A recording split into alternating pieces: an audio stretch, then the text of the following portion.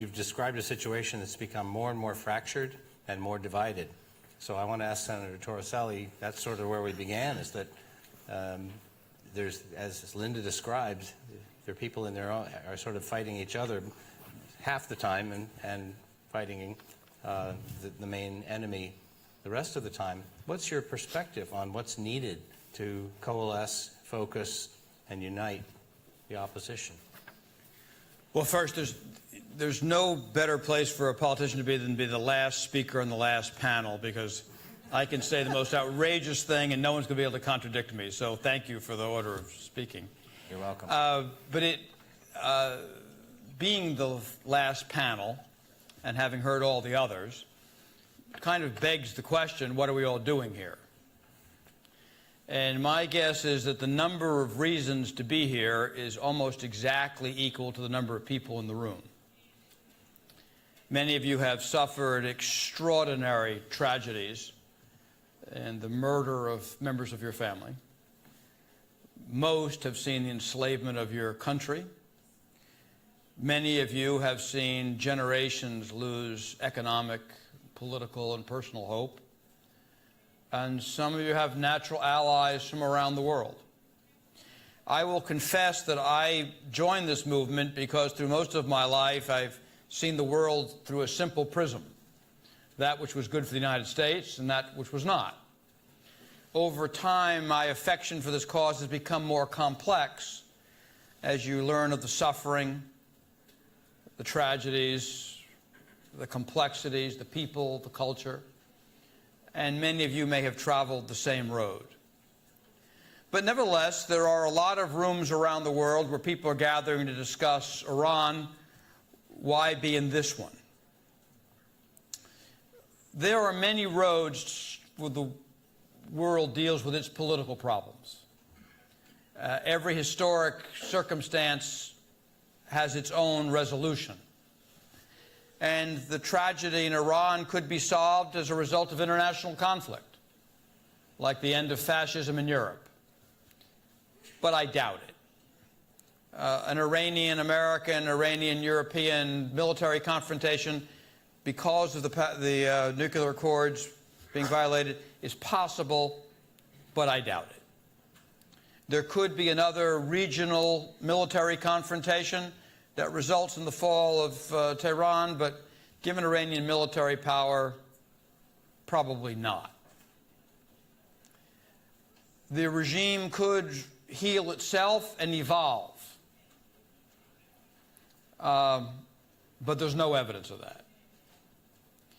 The most likely course of events is that at a point more analogous to communism, it's simply going to implode from within, because it is an unsustainable political, human, economic situation. And so the question continues to be asked, why in this room? Ramisha, actually, when I talked earlier about a study she had done, if I can steal your material, that all of us have to ask. I'm for the MEK, but not just because I like the people in the MEK. They serve a function for my country, for causes I believe in, for the aspirations of the Iranian people. What opposition rejects the notion of the supremacy of the Ayatollahs? Who would genuinely restore a republic? Who generally would have Iran again join the family of nations with the respect of international norms of human rights? Well, there are many people who would claim to form a loyal opposition, but we don't need a loyal opposition. Isn't that what Rouhani was? There is going to be no internal reform. At a certain point, reality has to overcome hope. We all hoped for that what happened in '79 was just a passing nightmare. In time, a great people and a great culture will overcome this. Well, it doesn't always happen, and it's not going to happen here. The MEK remains the only viable organization set on complete political change with the will and the resources that's willing to make the sacrifice. What's the sacrifice? Take a Saturday noon off to protest? Write a letter to the editor? No, sacrifice is life and death, fighting a despotic regime, and doing it every day, every year, for the rest of your life until it changes. That's the MEK. Got any other candidates? Because I don't know any. In any case, that's why we're here.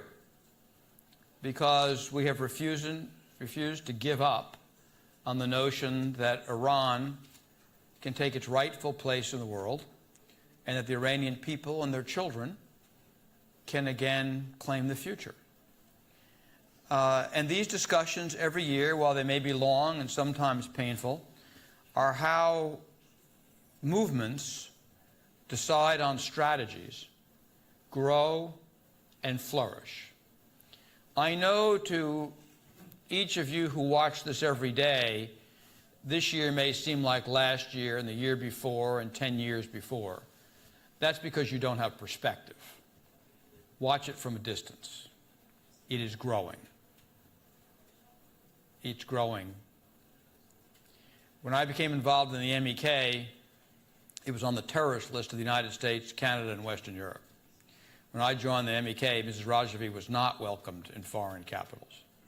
When I joined helping the MEK, there were refugees encircled, being murdered at a camp in Ashraf.